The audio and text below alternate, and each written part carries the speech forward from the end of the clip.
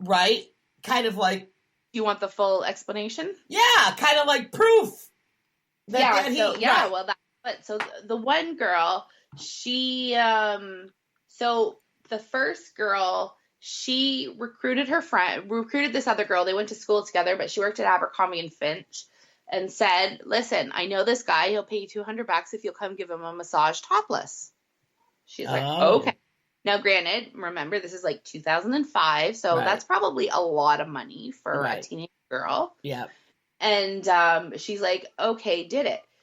And then things started progressing, and other girls were brought in. Like, she'd have to be doing things with his girlfriend, and then he wound up raping her. And it was something like 200 times she'd been to his Palm Beach resort. Mm-hmm. But part of her proof that he knew she was underage is he wanted her to get emancipated from her parents before she turned 18 so that she could travel with him when he went like overseas and stuff like that. Right.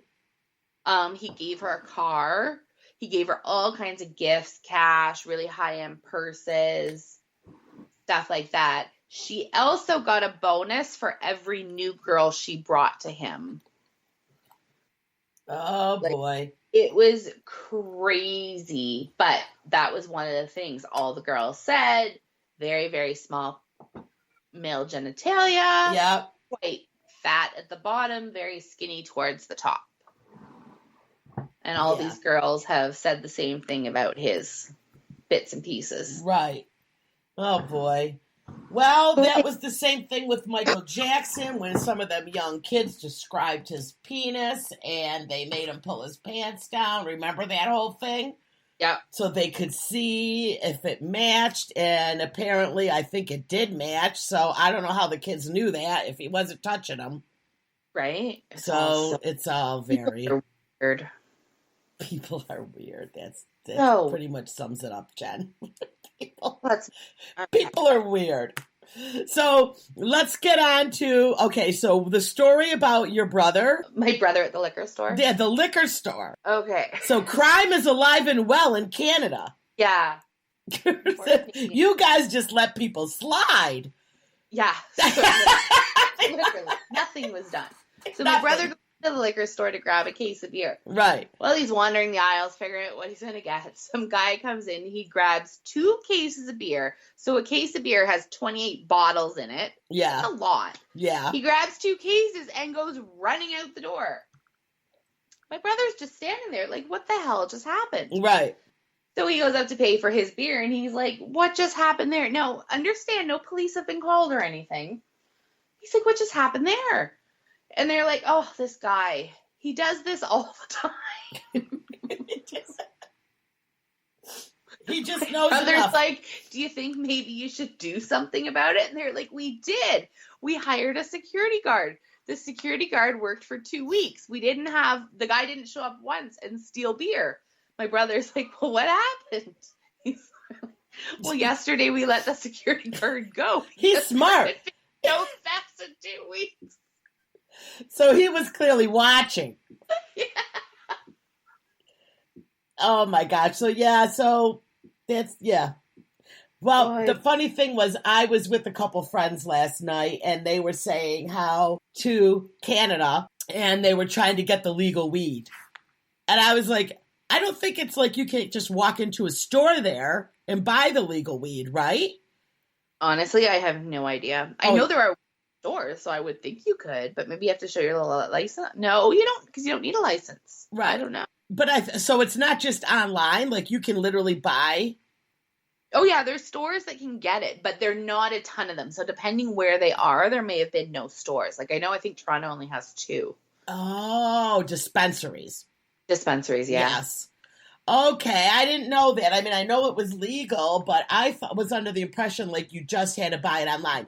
Now, I had a couple friends just went to Toronto Pride. Oh, okay. And they said, oh my gosh, all you smelled was weed. For like blocks and blocks and blocks and blocks. Even before it was legal, that it's the same thing. Wow, right. But this was legal since they had been there. I didn't know you could buy it at the store.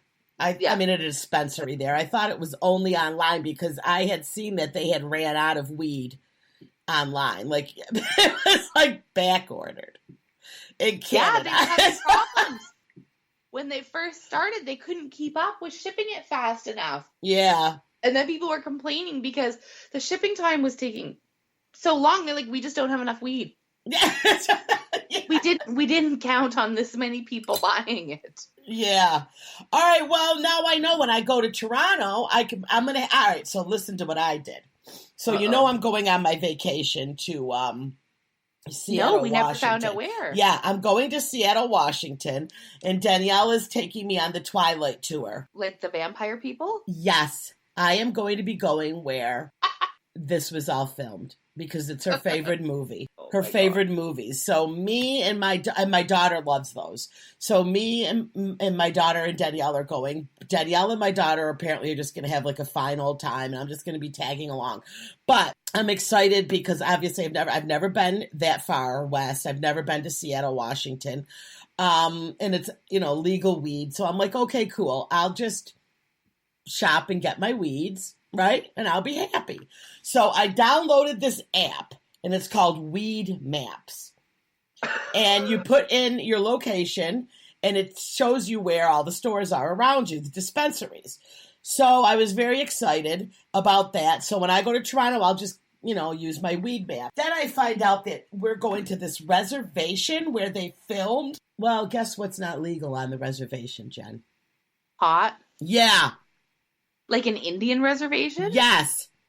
I feel like you can get pot on the Indian reservation. No, it's not legal there. You're not even supposed to smoke it while you're there. So I am going to Seattle where marijuana is legal, and I'm going to be in a reservation where you're not allowed to smoke it. Is that where you're spending your whole trip? No, it's only 2 days, thank God.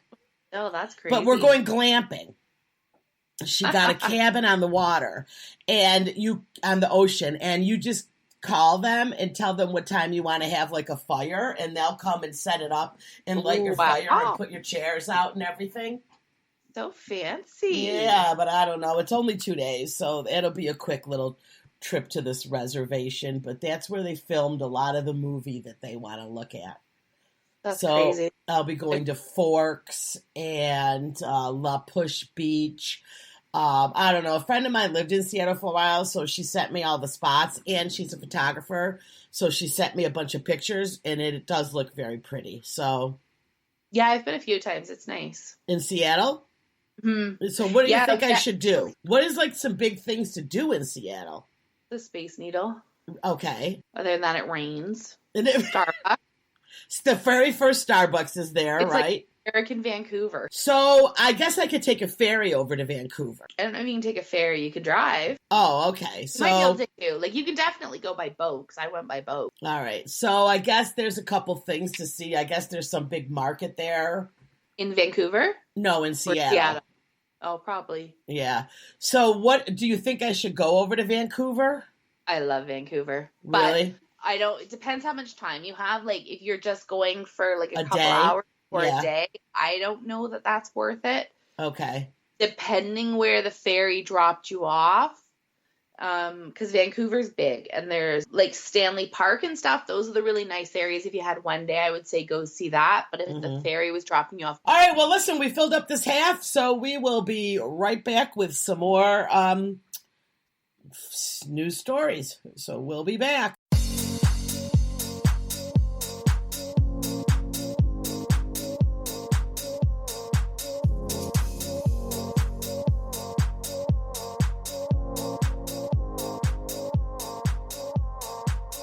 Hello and welcome back to Couple of Instigators. I'm here with Jen, and now Teresa has jumped in. She's back. Hello. She's a little late, but I think we probably got a story out of this.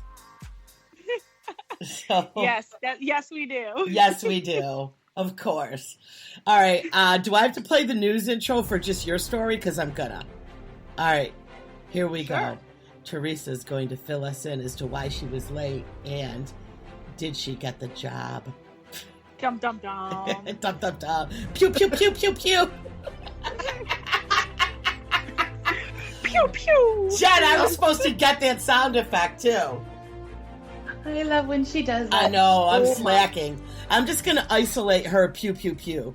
I just want to talk about guns all day long, so Teresa can pew pew pew. Pew, pew, pew, pew, pew. Pew pew. All right, let's hear it. Where have you been?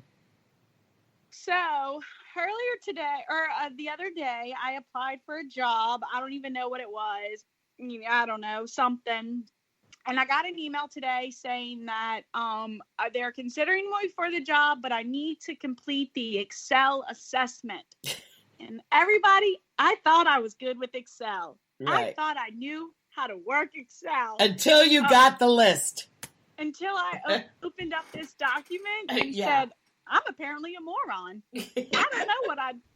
So first, I sent it to my friend, Karen. I said, Karen, you do finance stuff like I do.